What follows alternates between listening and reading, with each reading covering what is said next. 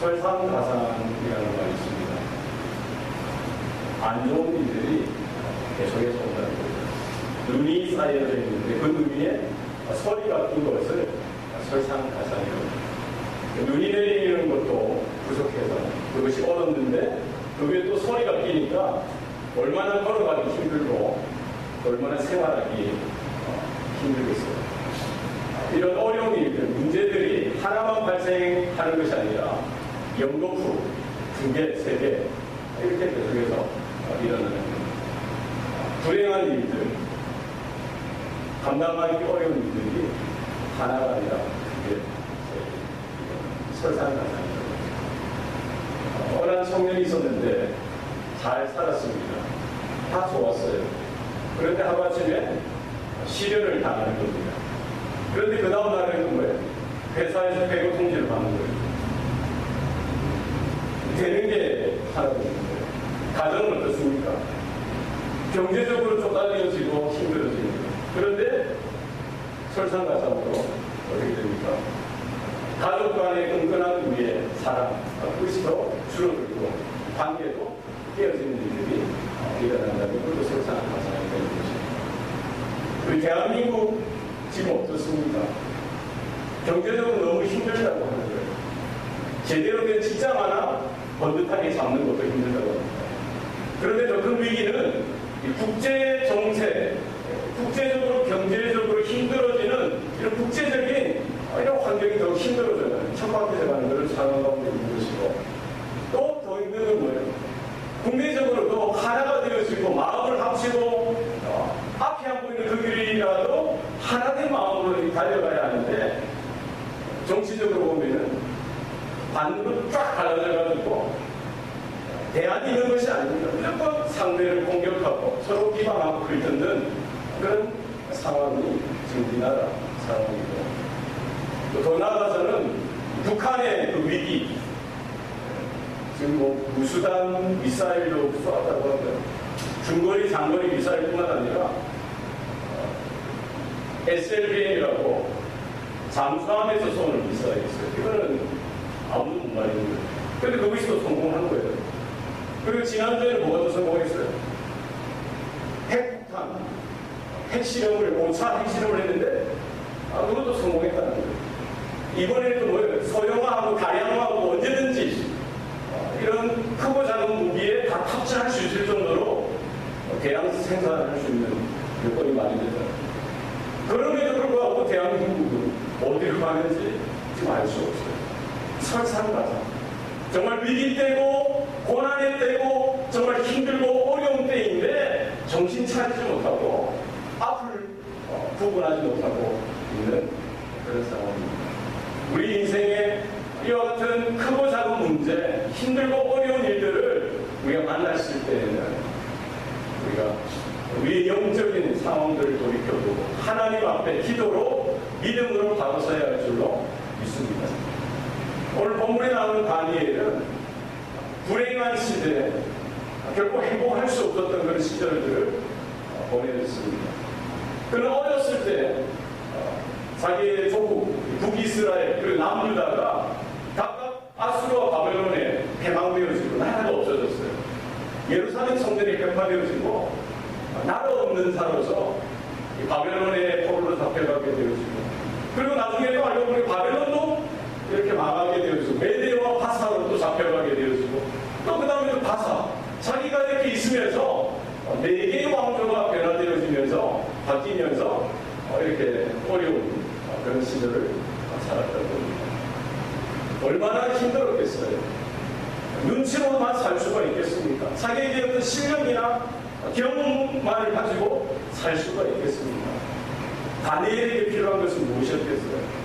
하나의 분명한 영적인 원리, 하나님 앞에서의 다른 원칙이 그에게 있어야 했던 것입니다. 오늘 본문에 보면 다리오 왕 때 시절입니다. 다리오 왕이 이제 바벨론을 무너뜨리고 나라를 더 이렇게 확장하는 가운데 자기가 다스리는 나라를 120개의 구역으로 이렇게 나누는 것이죠. 그래서 120명의 방백들, 지방 행정관들을 세우고 또 그 위에 3명의 총리를 세우는데 그 중에 전국을 다스릴 수 있는 수석 총리로 다니엘을 여기 세우려고 하는 것이죠. 그런데 다니엘은 굴러온 돌이지 않습니까?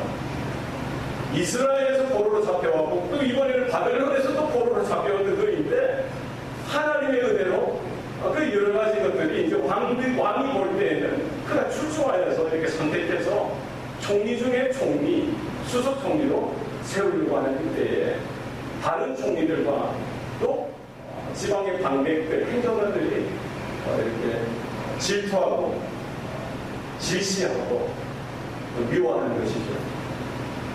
그들이 모여서 어떻게 하면 다니엘을 제거할지, 어떻게 하면 다니엘을 그 자리에서 내려오게 할지 그들이 의논을 하는 겁니다.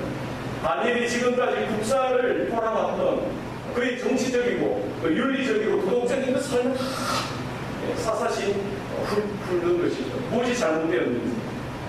그런데 그에게 잘못된 것이 하나도 발견되어질 수가 없었던 거예요.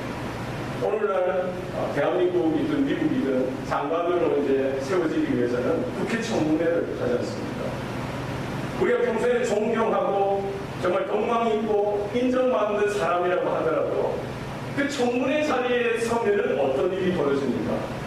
나같이 다 벌고 뛰는 것처럼 그의 과거사와 우리가 평소에는 알 수 없었던 그런 것들을 다 이렇게 낱낱이 이렇게 살피는데 그때 보면은 한 사람이 완전히 그냥 본 모습이 드러나니까 얼마나 창피스럽고 수치스러운 그런 모습들, 과거의 모습들이나 현재의 일들이 드러나는지 모르는 것이죠.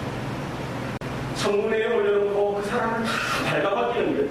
까먹 문제가 나오더라는 거예요. 사실 그게 저희들 모습 아니겠어요? 다 올려놓고 다 여기 까면 왜 흠이 없겠어요? 왜 잘못이 없겠습니까? 서로서 문제에 안 날 사람이 없을 거 아니에요. 그런데 다니엘을 그 정적들이 다니엘을 이렇게 조사하는데 전혀 흠을 잡을 필요 없다. 한 가지가 뭐냐? 그가 매일 하나님 앞에 기도하더라는 거예요. 매일 하루 3번씩 하나님 앞에 기도하더라는 거예요. 그러니까 정치적으로 볼 수 없고 윤리적으로나 도덕적으로나 여러 가지 행정적으로 그를 볼 수 없으니 이제 종교적으로 보는 것이죠. 그래서 총리와 총독들과 재판관들과 이 관원들이 모여서 의논을 하기 시작합니다. 어떻게 해야 다니엘을 이렇게 걸고 그를 넘어뜨릴까? 그래서 한 가지 법을 정하는 것이죠. 그래서 다리오 왕에게 찾아가서 이야기를 합니다. 왕이시여, 이제 30일 동안 누구든지 왕 외에 신들이나 다른 신들이나 사람에게 구하는 자는 사자굴에 던져놓게 하소서. 이로 인하여 흩어졌던 민심을 이렇게 찾고 이렇게 나라를 더욱 부궁하게 만들자, 이런 의견을 내는 것이죠. 왕이 볼 때에는 듣기가 좋은 것입니다. 그렇게 이 금령에다가 사인을 도장을 짓는 것입니다. 의의를 짓는 것이죠. 이제 누구든지 30일 동안 다리오 왕 외에 신이든지 사람이든지 그 앞에 엎드려서 기도하는 자, 구하는 자는 누구든지 진리 보화를 막론하고 사자굴에 넣겠다고 칙령을, 금령을 이렇게 선포했다는 것입니다. 지금 오늘 본문 말씀을 보면은 다니엘이 이 조서에 왕의 도장이 찍힌 것을 알고도 기도했다는 거예요.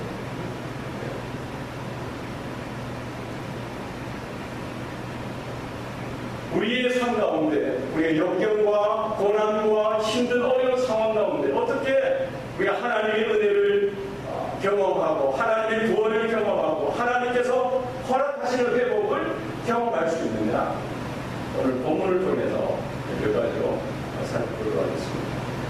첫 번째는 알고도의 신앙이 있어야 됩니다. 다니엘이 무엇을 알았어요?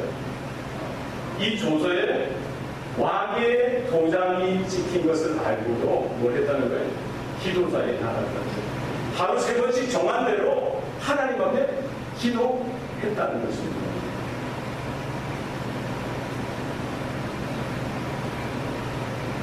내가 그 자리에 서면은 그 자리가 망하는 자리인 줄 알고, 안 되는 자리인 줄 알고, 죽을 수 있는 자리인 줄 알고도 지금 다니엘은 그 기도의 자리로 올라갔다는 것을 볼 수가 있습니다.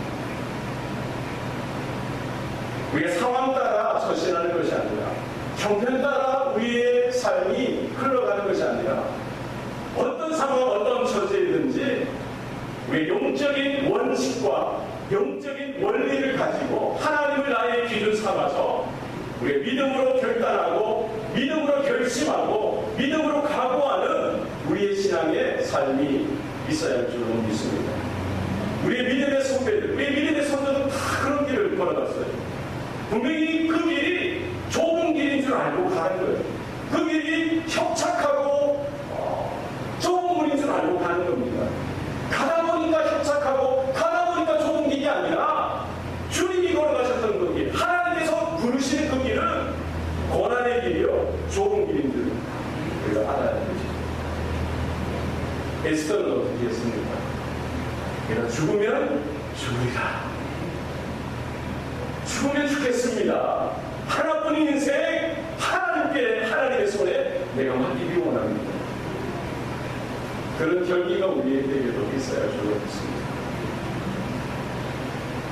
우리 욥은 어떻게 했어요? 주신 이도 하나님이시오 거두시는 이도 하나님이시오 적신으로 왔사오니 적신으로 내가 돌아갑니다. 무엇을 우리가 붙듭니까? 주님께 맡기는 거예요. 바울이 뭐라고 고백합니까? 내가 살아도 주를 위하여 살고 죽어도 주를 위하여 살리니 내가 사나 죽으나 하나님의 은혜입니다. 우리 주기철 목사님 47에 순교를 당하셨죠. 하나님이 그에게 허락하신 신앙은 다른 거 아니에요. 일사하고 내가 천년만년 이 땅에서 살리니까 내가 하나님을 위하여 내가 푸르름을 유지했을 때 순교의 제물로 되어지길 소원합니다. 이와 같은 각오가 우리가 없는 길을 소원합니다. 지금 다니엘이 서슬퍼런 자기를 겨누고 있는 그 칼끝을 분명히 알고도 자기가 그 자리에 섰으면 분명히 사자굴에 떨어지게 되는 사실을 알고도 그럼에도 불구하고 하나님 앞에 죽음을 생명을 맡기고 하나님 앞에 나아갔던 모습이 저와 여러분 가운데도 온전히 있기를 소원합니다. 지금 다니엘은 그 조서에 왕의 도장이 찍힌 것을 알고도 밑방에 올라가서 예루살렘 쪽을 향하여 창문을 열어놓고 기도를 했다고 합니다. 지금 다니엘이 생각하는, 기억하는, 추억하는 예루살렘, 그게 뭘까요? 이 예루살렘 성전이 있는 곳이라고요.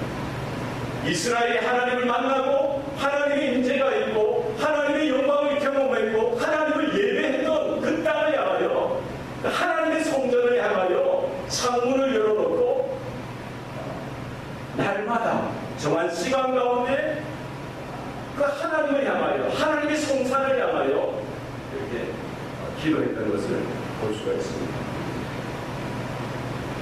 미국도 마찬가지입니다. 여러분 미국을 다니다 보면은 어느 동네든지 오래된 동네를 보면은 항상 그 타운 중심에 뭐가 있냐면은 교회가 있어요. 어느 동네에 가도 메인 길이 있어요. 그 메인 길 그 핵심 노른자 위에 옆에 교회가 있더라고요. 그러니까 청교도들이 처음 이 땅에 왔을 때는 이렇게 복음으로 시작했어요. 하나님을 향한 신앙, 하나님의 성전을 향한 그 믿음으로 이 땅을 밟았고 이 황무지와 같은 땅에 개척하여서 마을을 형성하고 그들의 공동체를 세워 나가는데 제일 먼저 세웠던 것이 성전, 교회였던 것이죠.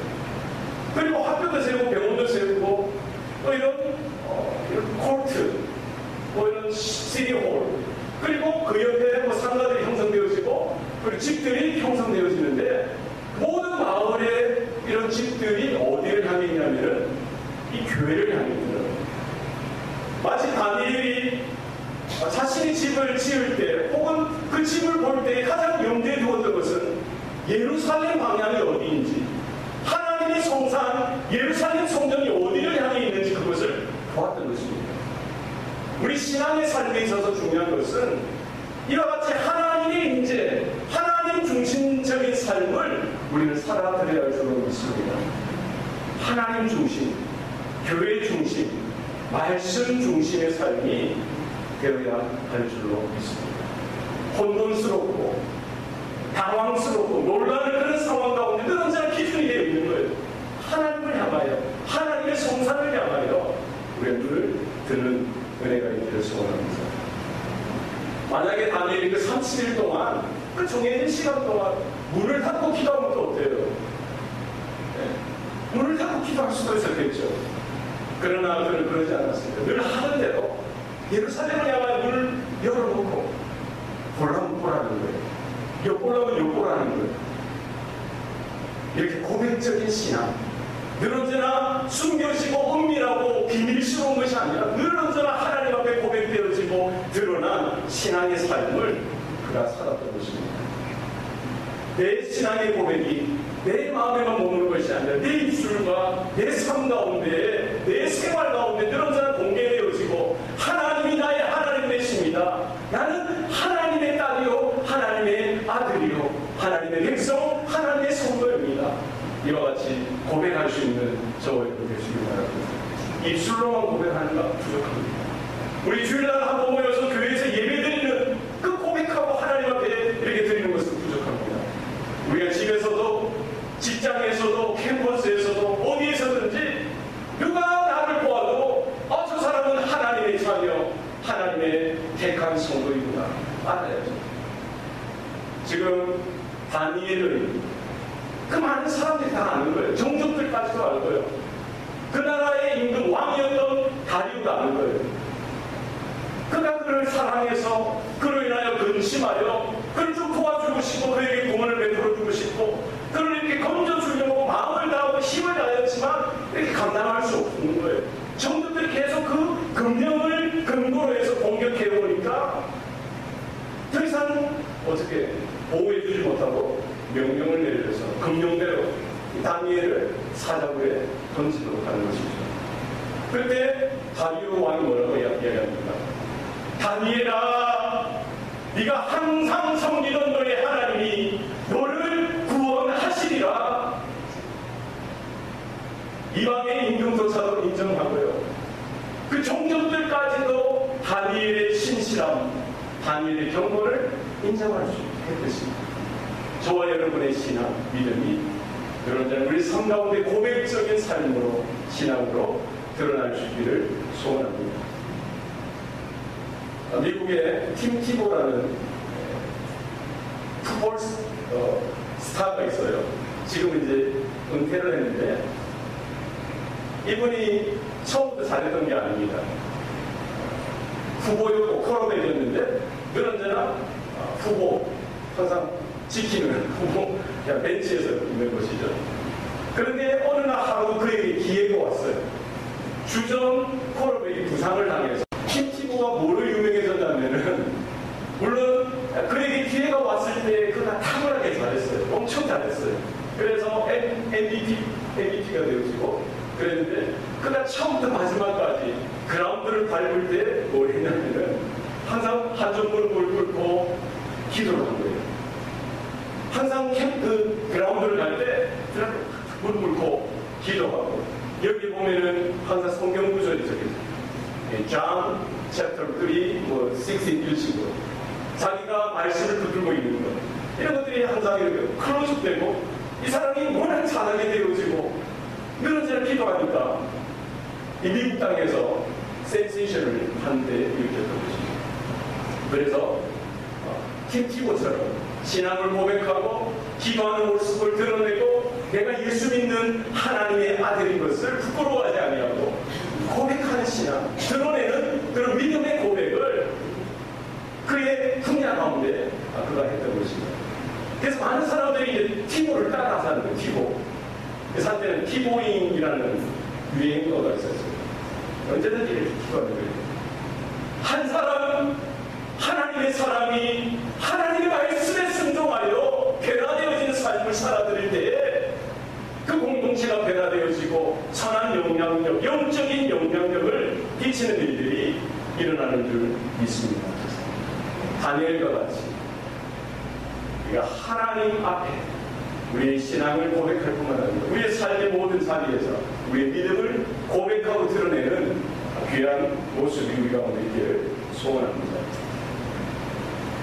다니엘이 어떻게 기도했습니까? 전에 하듯이 하루 3번씩 기도했던 것입니다. 경건은 무엇입니까? 매일의 삶 가운데 하나님을 의지하고 하나님과 동행하는 삶인 줄 믿습니다. 성도에게서 가장 중요한 것이 뭡니까? 말씀을 듣는 거예요. 우리는 하나님의 말씀을 들을 수 있는 것, 하나님의 말씀을 갈급하여 하나님의 말씀 가운데 귀를 기울이는 것, 이것이 성도의 큰 은혜요 특권인 줄 믿으시기 바랍니다. 하나님의 말씀이 들려지는 것, 이것이 우리의 영의 양식이요 우리에게 필요합니다. 그런데 그것보다 더 중요한 게 있습니다. 하나님의 말씀을 듣고 깨닫는 거예요. 하나님의 말씀을 듣는 것보다 사실 하나님의 말씀을 듣고 깨닫는 것이 더 중요한 것입니다. 깨닫는 것보다 더 중요한 게 있습니다. 무엇입니까? 깨닫는 대로 믿음으로 순종하고 믿음으로 행하고 믿음으로 실천하는 거예요. 내 머리에만 내 가슴에만 머무는 것이 아니라 내 입술의 고백뿐만 아니라 내 삶의 고백으로 그 말씀을 따라 순종하는 것, 이것보다 더 중요한 게 있어요. 여러분입니다. 이것이 습관이 되어지는 습관. 매일매일의 삶으로, 매일매일 일상의 삶으로, 이것이 경건의 삶입니다. 하나님과 날마다 동행하고 날마다 하나님의 은혜를 구하고 하나님의 놀라운 은혜 가운데 주님과 함께하는 그 삶, 매일 반복되어지고 매일 일상과 같이 다가오지만 그 안에서 새롭게 하나님의 은혜 가운데 우리가 깨닫고 감사하고 감격해야 우리의 영이 살아나고 날마다 회복을 경험하는 이런 은혜가 우리 가운데 있기를 소원합니다. 영적인 습관, 이것이 우리의 인격을 이루고 우리의 성품을 이루어서 사도 바울이 말했듯이 우리가 하나님의 성품에 초청받은 자로서 우리 안에 하나님의 거룩이 쌓여져가고 하나님의 긍휼하심과 하나님의 평안과 하나님의 사랑이 우리 가운데 형성되어져 가서 우리의 삶 가운데 하나님의 영광이 드러나는 은혜가 있기를 소원합니다. 하루에 몇 번 기도하는 3번 기도합니다. 그래서 경건한 유대인은 이렇게 시간을 정하고 장소를 정해서 기도하는 거예요. 시편 55편에 보면 저녁과 아침과 정오에 하루에 3번 하나님 앞에 기도로 나갔다는 거예요. 이렇게 3번 나갔다는 것은 무엇인가요? 결국 그 하루의 리듬이 하나님을 만나고 하나님께 기도하고 하나님과 교제하고 하나님과 교통하는 그 중심으로 이 사이클이 돌아가는 거예요. 나의 생각과 내 입술의 고백과 내 삶의 모든 모습이 하나님의 은혜 가운데 이렇게 흘러가는 겁니다. 이것이 우리의 경건이 되어지고 우리에게 믿음의 능력으로 열매로 나타날 수 있기를 소원합니다. 다니엘은 날마다 하나님 앞에 나갔습니다. 그런데 그 기도의 모습이 오늘 뭐라고 나왔어요? 무릎을 꿇고 기도하며 그의 하나님께 감사하였더라. 하나님 앞에 무릎 꿇는 인생, 하나님 앞에 엎드리는 인생, 복 있는 인생인 줄 믿으시기 바랍니다. 세상은 무너지는 것 같고 사람들은 나를 따돌리고 나를 싫어하고 나를 죽이려고 쫓아가는 것 같아도 하나님이 지키시고 하나님이 보호하신다는 사실 우리가 깨달을 수 있길 바랍니다. 그 순간 그 처지 가운데 다니엘은 다른 사람을 찾아간 것이 아니라 여전히 나와 함께 하시는 하나님, 지금도 변함없이 살아계셔서 역사하시는 그 하나님 앞에 납작 엎드려서 하나님 앞에 오히려 기도하고 감사했던 모습을 우리는 기억할 수 있어야 할 것입니다. 하나님 앞에 무릎 꿇고요. 하나님 앞에 엎드리는 이 다니엘의 모습, 바로 기도자의 모습이요, 예배자의 모습인 줄 믿습니다. 하나님이 창조주 되시고, 하나님이 구원자 되시고, 하나님이 모든 열방과 모든 세상과 모든 열국을 다스리시는 주관자 되시는 하나님인 것을 알고 그분 앞에만 무릎을 꿇고 그분 앞에만 엎드리는 것입니다. 아무리 다리오 왕의 권세가 하늘을 찌른다고 하더라도 그것은 금방 있다가 사라지는 것입니다. 이 나라의 흥망성쇠, 북이스라엘이 그랬고 남유다가 그랬고 애굽이 그랬고요, 메대와 바사도 마찬가지라는 거예요. 지금은 전성기를 이룬 것 같아도 한순간이라는 거예요. 만왕의 왕이 되시고 만주의 주가 되시는 분은 오직 여호와 하나님 한 분뿐이라는 사실을 그는 이렇게 고백하고 있는 것이죠. 하나님께만 무릎 꿇는 저와 여러분의 삶의 모습 되시길 바랍니다. 폴리갑이라는 교부 신학자가 있습니다. 사도 요한의 수제자였어요. 그는 워낙 영적으로 탁월하여서 젊은 나이에 성원학교의 감독으로 이렇게 지내는 사람입니다. 그런데 그가 노년에 서기 AD 165년경에 로마 황제가 그 당시 기독교의 성도들을 극심하게 핍박을 한 것입니다.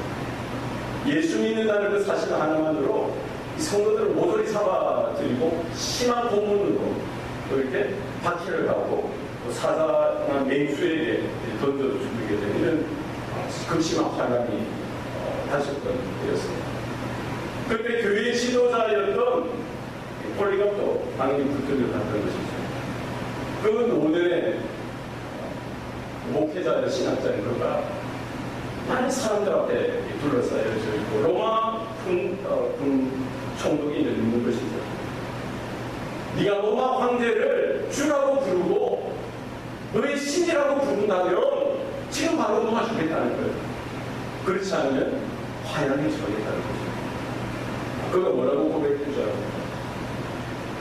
우리 주님께서는 지난 86년 동안 나를 한 번도 모른다고 하신 적이 없는데 내가 어찌 주님을 모른다고 부인하리요?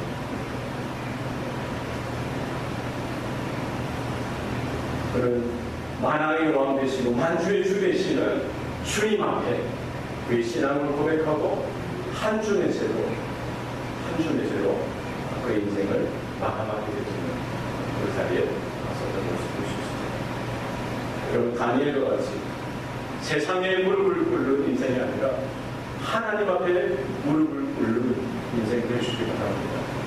여러분, 환경, 처지, 얼마나 어렵고 힘든, 얼마나 핑계거리가 많을 수 있습니까? 그러나 다니엘이 걸었듯이 우리 주님께서 보여주신 그 길을 향해서 믿음으로 걸어가는 저와 여러분 되시길 바랍니다. 그리고 성도의 삶 가운데 이런 환난이나 핍박이나 고난들이 있을 수밖에 없습니다. 그러나 중요한 것은 무엇입니까? 하나님께서 살아계시다는 거예요. 하나님께서 다니엘을 붙드시고 그가 하나님 앞에서 믿음의 결단을 내리고 기도의 창문을 열고 하나님 앞에 예배의 창문을 열고 하나님 앞에 그 생명과 그 죽음까지도 내어드리기를 원하셨던 그 결단을, 그 믿음의 반응을 하나님께서 기뻐 받으신 줄 믿으십니다. 하나님은 그 다니엘의 헌신, 그 희생, 그 각오를, 그 믿음의 그 결단을 통해서 모든 악을 선으로 바꾸시고 절망하고 죽을 수밖에 없는 그 자리에서 우리 하나님은 살아계셔서 주관자 되시고 다니엘을 그 사자굴에서 건져 주신 줄 믿으시길 바랍니다. 환난날에 너희는 내게 부르짖으라. 내가 너희를 구원하리니 너희가 나를 영화롭게 하리라. 여러분 믿습니까? 그가 환난을 이상하게 생각하는 것이 아니라 이런 힘들고 어려운 처지, 우리의 역경을 오히려 하나님의 영화로운 일들, 하나님의 영광이 드러나는 통로가 기회가 되는 줄 믿습니다. 여러분, 주님께서 하신 말씀입니다. 너희가 세상에서 환난을 당하나 담대하라. 내가 세상을 이겼다. 주님께서 말씀하십니다. 우리가 주님 앞에 더 크게 기도하고 주님을 향하여 하나님의 보좌를 향하여 늘 언제나 기도의 창문을 열고 믿음의 창문을 열고 예배의 창문을 열고 그 앞에 주님 앞에 날마다 우리가 무릎 꿇고 기도하며 감사의 예배로 나가는 저와 여러분 되시길 소원합니다. 우리 가정마다 우리 자녀들 가운데 우리 성도와 교회가 정말 이와 같은 영적인 바른 원칙 가운데 말씀 가운데 붙들려서 하나님께서 영광 받으시는 은혜가 우리 성도들이 되길 소원합니다. 이루어지겠습니다. 살아계신 아버지 하나님, 우리에게 은혜 주시고 하나님의 새 생명 구원을 주시니 감사합니다.